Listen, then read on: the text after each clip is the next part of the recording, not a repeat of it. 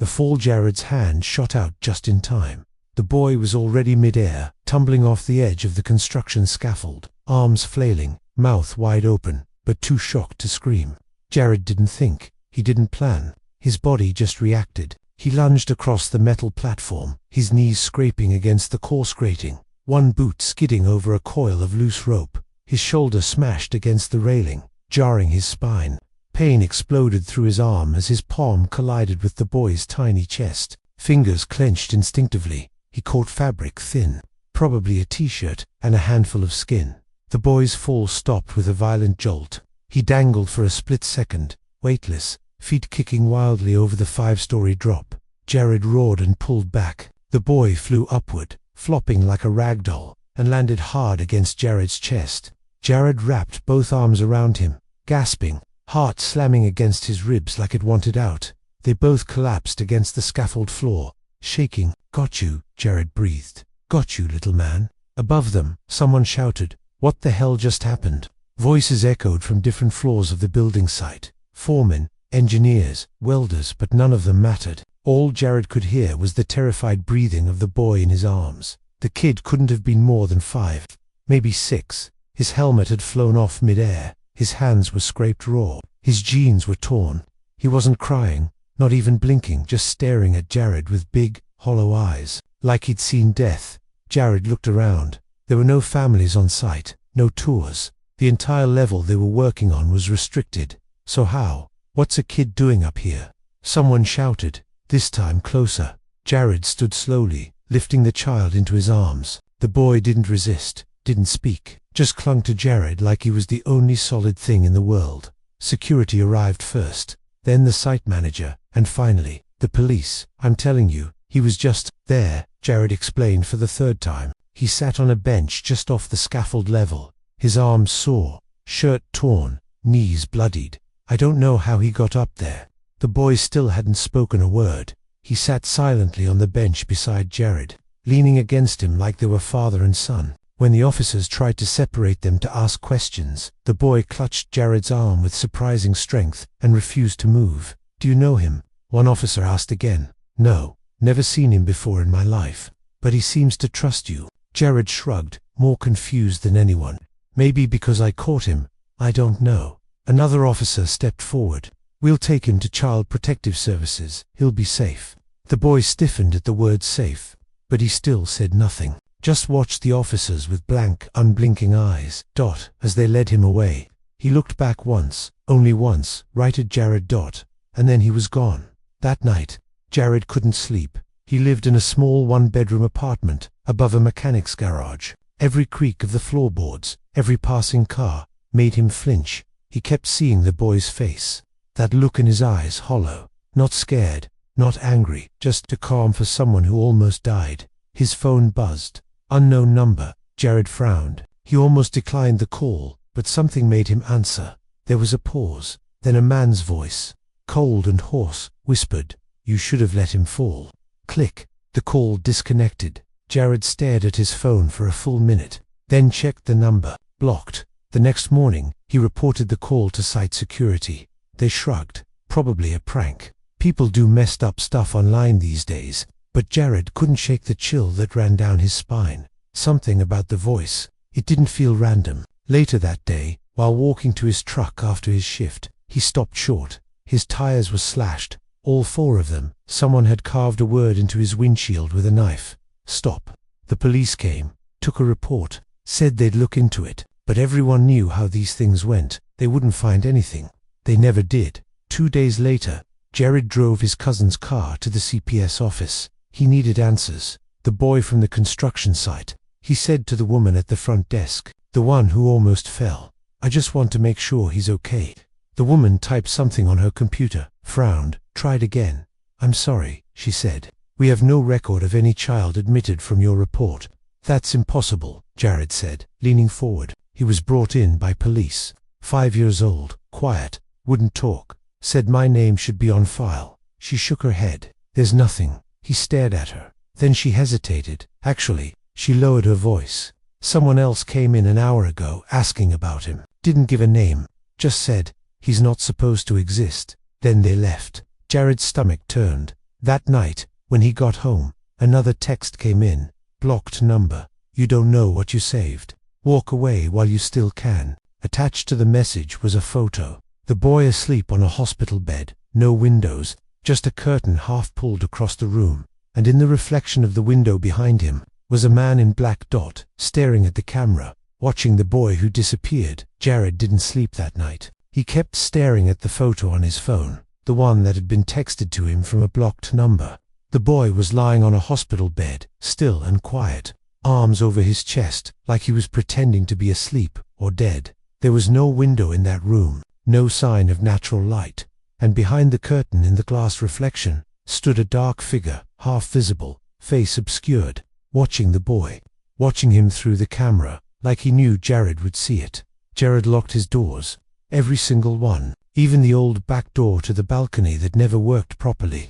Then he pushed a chair up under the handle just in case. The feeling in his stomach wasn't fear exactly, it was deeper than that, like something had already happened, but he just didn't know it yet. The next morning, Jared skipped work. He never did that, not even during storms or when his truck broke down.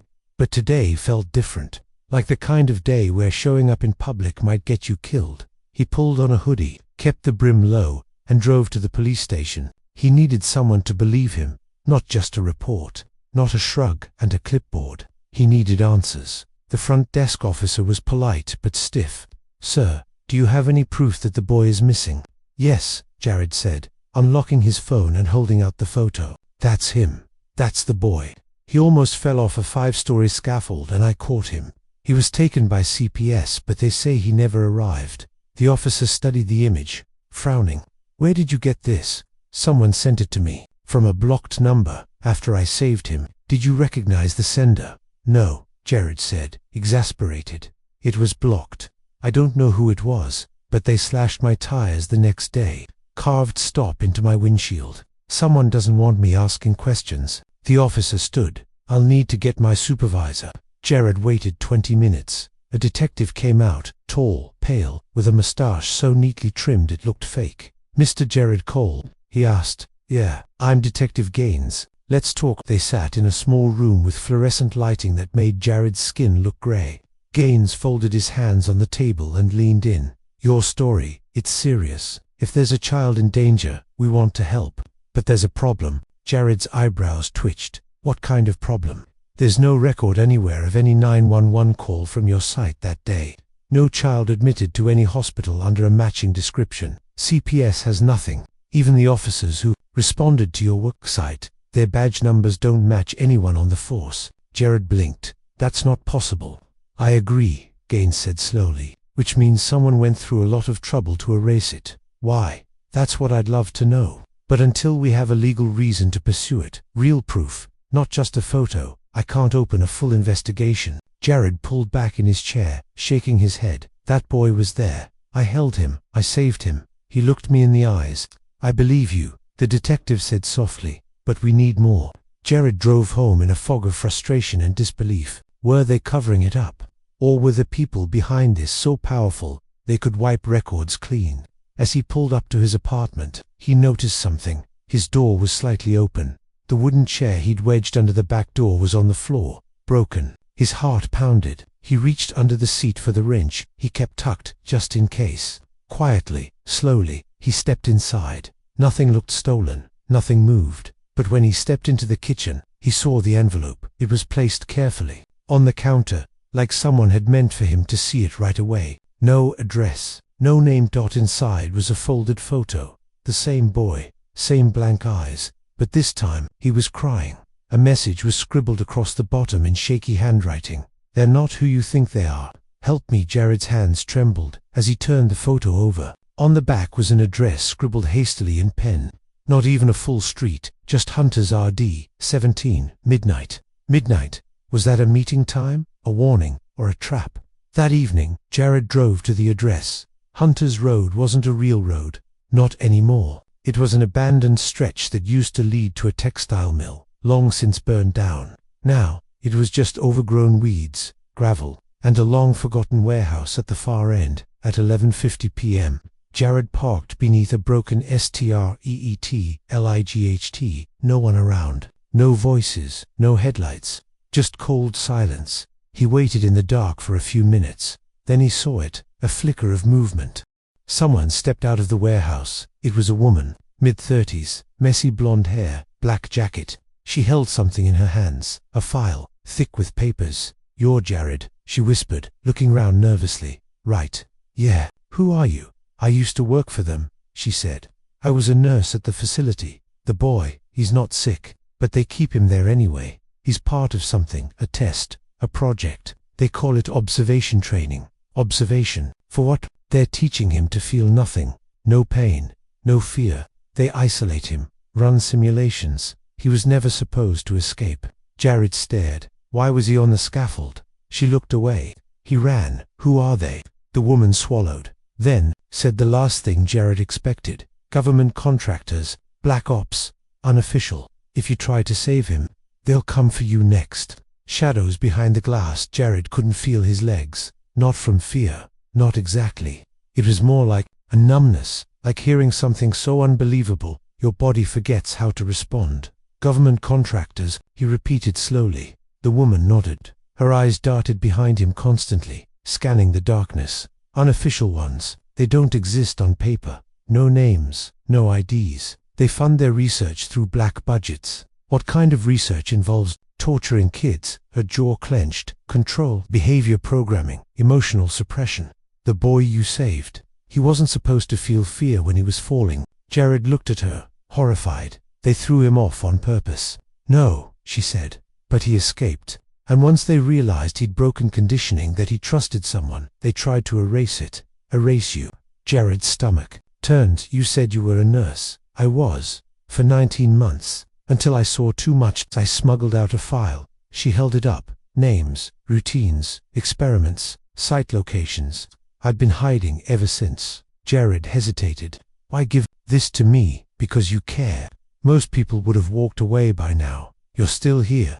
That boy needs someone who won't stop." She stepped forward and pressed the file into his hands. Then her eyes widened. A red dot appeared on her forehead. Pop. Jared ducked instinctively as the silenced gunshot echoed off the metal walls. The woman collapsed instantly. No scream, no time, her body hitting the dirt with a thud. Jared grabbed the file and ran through the weeds. Over the ditch, toward the truck. Another pop rang out. The side mirror exploded. Then a third. His rear window shattered as he ducked behind the steering wheel and jammed the keys in. The engine sputtered.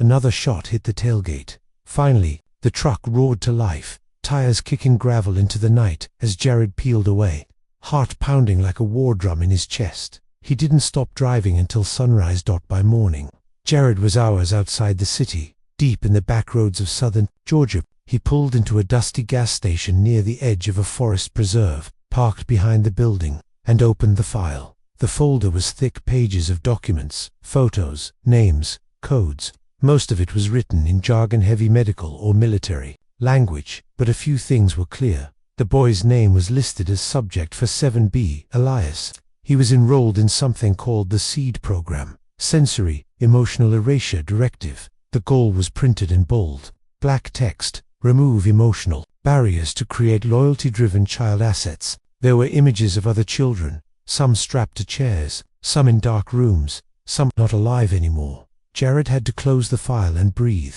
He couldn't unsee what he just saw. He found an old motel, cash only, and checked in under a fake name. The bed creaked under his weight. The file sat heavy in his lap. Why him? Why had Elias clung to him on that scaffold? Maybe because Jared didn't let go, didn't hesitate. Maybe because for the first time in that boy's life, someone had grabbed him to save him, not to study him. The thought made Jared's eyes sting. He wasn't a soldier, not a cop, not anyone important. He worked with his hands. He fixed things. He showed up every day, kept his head down, and lived life quietly. But something had changed, and now he couldn't walk away. Jared dialed the number 4. Detective Gaines. It rang 5 times before someone picked up. "Detective Gaines," the voice said. "It's Jared. Listen, you were right. There's something bigger. I have proof. I need to show you." A pause. Then, "Meet me tonight. Old Rail Yard, 8 p.m. Jared frowned. Why there? But the line had already gone dead. At 8 p.m. sharp, Jared arrived at the rail yard. It was quiet, deserted. Rusting train cars sat like ghosts on broken tracks. He clutched the file in one hand and kept his other hand near his belt, gripping the wrench he brought just in case. Footsteps approached. Detective Gaines stepped into view, alone. No badge, no notebook, no weapon. Jared could see, but his stance was different, sharper, controlled. "You brought it?" he asked. Jared nodded slowly. "Yeah, it's real. All of it. Let me see." Jared opened the folder slightly. That's when he noticed it. A shadow behind Gaines. Another man, quiet, waiting to still. Not backup, not a partner. Muscle. "You weren't supposed to survive that scaffold," Gaines said softly. Jared's body went cold. "You're one of them," he whispered. Gaines sighed. "You weren't a threat, until now. Until she gave you that file. I saved a kid. You exposed a project worth millions. Do you really think you're going to walk away now?" From his coat, Gaines pulled a syringe, long, silver, filled with pale liquid. "No one's killing you, Jared. That's messy. We'll just reprogram you, like we did the kids." Jared's fingers tightened around the wrench. Then, without thinking, he swung. It connected with a crack against Gaines' wrist. The syringe flew. Jared didn't wait. He shoved Gaines back and ran, ducking past the second man, dodging through rusted cars, hopping fences like his life depended on it. Because now, it did. Back at the motel, Jared stared at the folder again. They were coming for him. They would erase him like they erased Elias, unless he got to the boy first. He flipped through the pages, desperate, scanning for any location still active, and there, halfway through, a report labeled status. Contained, he saw it, Site B, Whisper Pines, Compound, Hidden Facility, 90 miles north of Atlanta. A map, coordinates, and a time-stamped report from 2 days ago. Subject 47B, exhibiting signs of emotional recovery. Needs termination or re-isolation immediately. Jared stared at the words. Termination. His throat tightened. They were going to kill that boy, unless someone got there first. Unless he did. Into the lion's den. The road stretched ahead like a thread, pulled through the forest, twisting, empty, silent. Jared gripped the steering wheel tighter, his knuckles white with tension. The map he found in the folder sat on the passenger seat, edges curled, a red marker dotting one grim phrase. Site B, Whisper Pines Compound. The name didn't exist on GPS. No road signs, no address, just a dirt trail off Route 17 that led deep into the Georgia woods, and possibly into a trap. But Jared didn't have a choice anymore. Elias was going to be terminated. That word spun in his head like a siren. The boy who once held onto him for dear life, whose silent eyes had screamed for help. He was going to be erased because he remembered what it meant to feel. And Jared, he'd be next if he didn't move fast. Whisper Pines wasn't a building. It was a compound, 3-long windowless structures surrounded by barbed wire and motion-activated lights. Cameras blinked from wooden poles, and 2 black vans were parked near the largest structure. Jared parked half a mile out and made the rest of the trek on foot, crouching low, keeping to the shadows. He wore all black, no phone, no ID, just a flashlight, a small crowbar, and a folded picture of Elias from the stolen file. The boy's scared face etched in Jared's mind. The perimeter fence was electrified, but Jared had worked construction. For years he found a buried conduit line behind a tree stump, pried it open, and shorted the system using a piece of copper wire. The fence let out a faint click, then silence. He slipped through.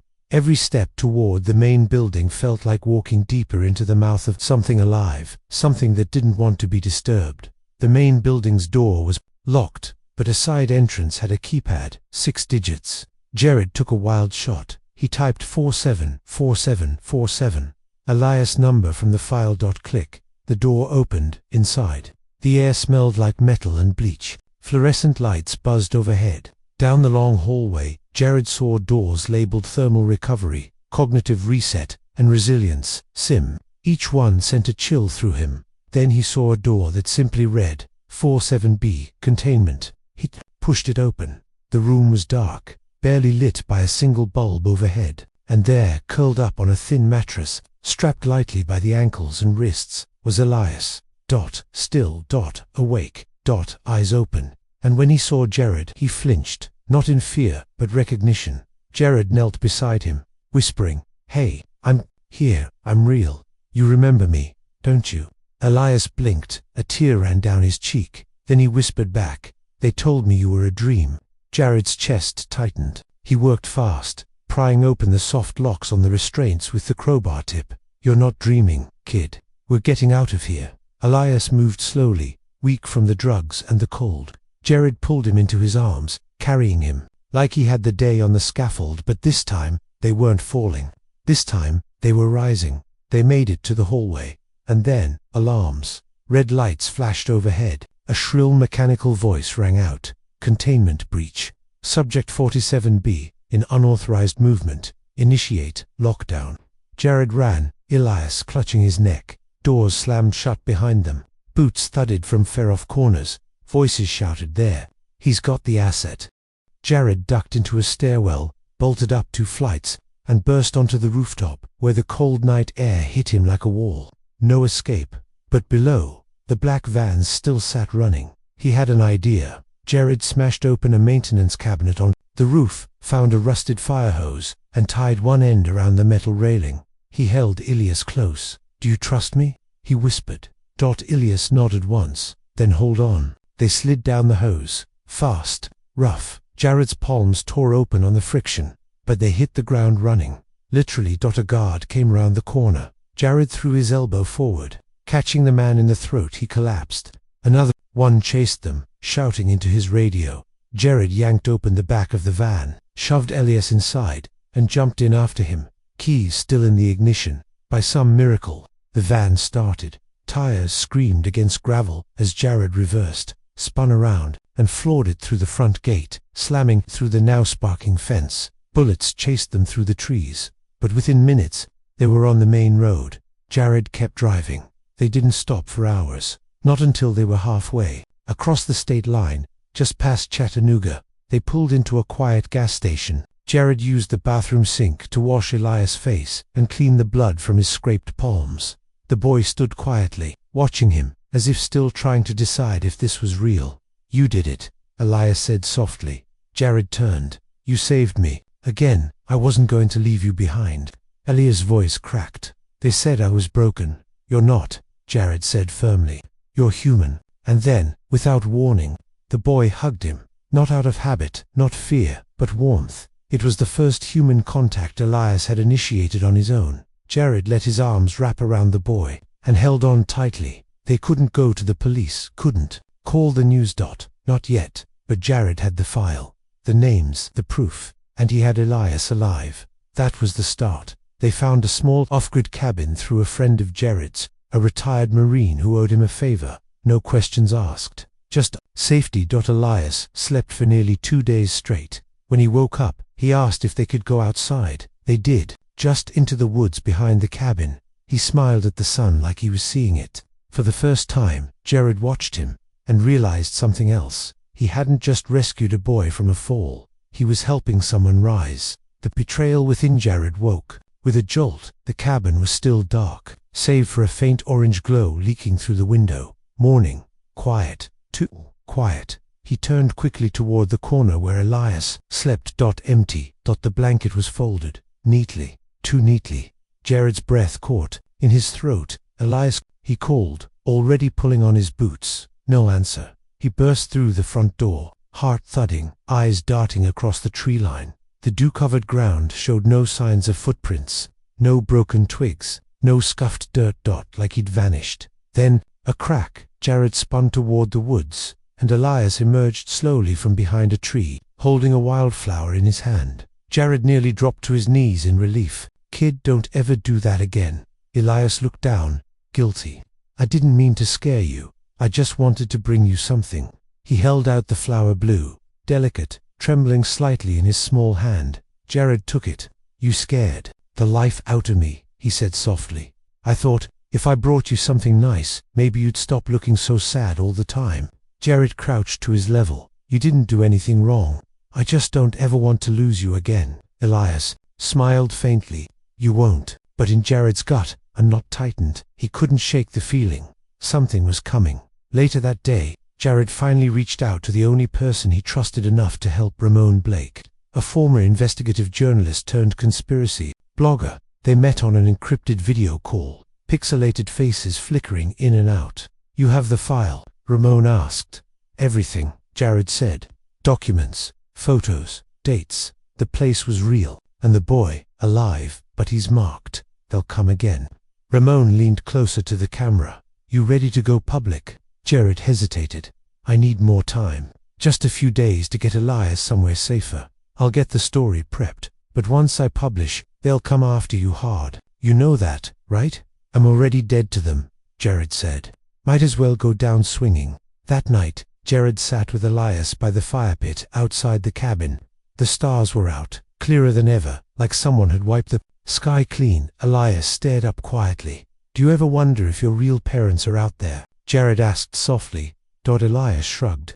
"Sometimes I dream about a woman singing. I can't see her face, but it feels warm, like home." Jared swallowed. "Maybe that's a memory. They told me I was born in the facility, that I didn't come from anyone. They lied." "Do you think I had a mom?" Elias asked. Jared looked at him, fighting the sting behind his eyes. "You still do, somewhere." And then Elias whispered, "So do you." Jared blinked.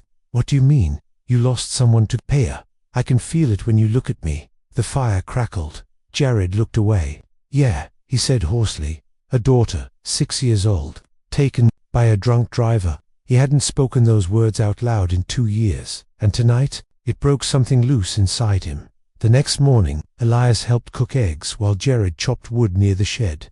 That's when the satellite phone, the one hidden under floorboards, started buzzing. Jared snatched it up. Ramon's voice came through, frantic. "Get out now. I got word from a source. They traced the compound breach to you. Someone inside the agency sold your coordinates." Jared froze. "What do you mean, someone inside?" "I mean, there's a leak. You've been compromised. They're already en route." Jared's blood turned to ice. He dropped the phone, ran toward the cabin. "Elias," he shouted, "pack your bag now." But the boy was already standing by the door, frozen, pale. And behind him stood Detective Gaines. Alive. Smiling. Wearing a government badge. "Well," Gaines said calmly, "did you miss me?" Jared lunged forward, but another man grabbed him from behind, the same one from the rail yard ambush. This time, he had a gun. "Let the boy go," Jared growled, but Gaines shook his head. "You really thought you could keep him forever? You don't understand what Elias is. He's a child, not an experiment. He's a national asset," Gaines snapped. "He's not even supposed to be capable of bonding. But somehow, you rewired him." Elias clutched. Jared sighed. "Don't let them take me." "I won't," Jared promised. "Not this time." Gaines sighed. "It doesn't matter. You're already dead, Jared. All I have to do is clean up the mess." Suddenly, bang! The glass window behind Gaines exploded. Gaines staggered back, clutching his shoulder. "Sniper!" one of the agents screamed. Jared tackled the man holding him, knocking the gun aside. "Run!" he shouted at Elias. From the woods, a figure emerged, Ramon wielding a scoped rifle. "I couldn't sit back anymore," he said, firing a warning shot into the trees. Gaines and his team scrambled, dragging the wounded man and ducking for cover. Jared grabbed Elias and fled through the back door. They didn't stop running for miles through the trees, over rocks, past a creek. Eventually, Ramon met up with them near a parked jeep camouflaged in branches. Jared threw Elias into the back seat, jumped in, and slammed the door shut. Ramon peeled off, tires spinning, engine howling. "They'll regroup," Jared panted. "No," Ramon said, "but I uploaded the entire file. Your story goes live at midnight." Jared looked at him. "You're sure? Every name, every photo, every document. It'll be everywhere. News sites, social media, even the dark web." Ramon looked over at Jared. "After tonight, you won't be hunted in the shadows anymore. They'll have to answer for what they did." As the sun dipped behind the horizon, Elias leaned his head on Jared's shoulder in the back seat. "I knew you'd protect me," he whispered. And Jared whispered back, "I'm not stopping until they can never hurt you again." But even as the jeep sped into the darkness, Jared knew this war wasn't over. Not yet. T6, the whole world watching midnight came like thunder. At exactly 12 a.m., the file went live, splashed across news sites, alternative media, anonymous tip networks, and encrypted whistleblower forums. Project Resilience was no longer a secret. The internet roared. photos of Elias strapped to a table, blueprints of the facility labeled behavioral reset chambers. Dozens of names, doctors, contractors, government seals, were posted with times and redacted memos marked classified, 47B, incomplete deprogramming, and one face stood out everywhere. Jared's, a photo from years ago, before grief had carved lines in his cheeks, before guilt had settled in his eyes. Underneath, a caption burned across screens worldwide: construction worker saves government, test child, now he's on the run. Within hours, hashtags began trending. Hashtag Save Elias, hashtag Project Resilience, exposed hashtag Hero or Hostage, and with that, Jared and Elias were no longer alone. They stayed hidden for 2 days in an old abandoned motel near the Kentucky border. Ramon brought food, burner phones, and a radio. They never turned on the TV. Jared didn't care about the headlines. All he cared about was Elias, the boy who now slept soundly through the night, who no longer flinched at sudden sounds, who even laughed once while pouring cereal. He was healing. That meant everything. But Jared knew peace wouldn't last. On the third morning, a knock came at the motel door. Not loud, not violent, just patient. Jared pulled his gun and edged toward the window, peeking through the torn curtain. Outside stood a woman, early 50s, professional clothes, no badge, no backup. She raised her hands and said softly, "I'm not here to hurt you. My name is Dr. Elaine Carter. I used to work on Project Resilience." Jared didn't believe her, not yet. But Elias, when he heard the name, his head jerked up. "I know her," he whispered. "She used to sing." They let her in. Dr. Carter looked tired, like someone who hadn't slept since the Cold War ended. She carried a folder, thicker than the one Jared had stolen. "I was one of the few who objected from the inside," she said. "I helped design the language integration systems. But when they started erasing memories and running fear simulations, I tried to leave." And Jared asked coldly, "They silenced me until your story broke the dam." She opened the folder. "These are the original documents before they were altered. Elias wasn't born in the lab. He was taken from a private foster agency. His birth name is Malik Thorne." Elias looked up slowly. "That name feels real." Jared knelt beside him. "That's your name, kid." Dr. Carter continued, "You were part of a failed adoption placement in 2017. Your file was deleted, wiped clean to make you disappear." Jared gritted his teeth. "So they stole him, brainwashed him, and then, what, used him for some government mind experiment? They wanted to manufacture resilient prototypes, soldiers who didn't cry, didn't question orders, didn't feel." "But Elias did feel," Jared snapped. "He bonded. That's why they labeled him a failure." Dr. Carter nodded. "That's why he's their greatest threat." Ramon burst through the door 10 minutes later, panting. "FBI is at my place. NSA too. They're trying to scrub the file. But it's too late. The world saw it. And get this, 3 whistleblowers just went public. Former guards, a tech engineer. They're backing your story." Jared clenched his fists. "So what now?" "You've got a choice," Ramon said. "We can disappear forever, or we go on camera. With Elias, with everything. We show them he's not a weapon. He's a child." Jared looked at the boy beside him. He was watching quietly, and then Elias whispered, "I want them to see me." The interview went live the next evening. A well-known journalist from an independent global news outlet flew in with 2 cameramen. Didn't filter anything.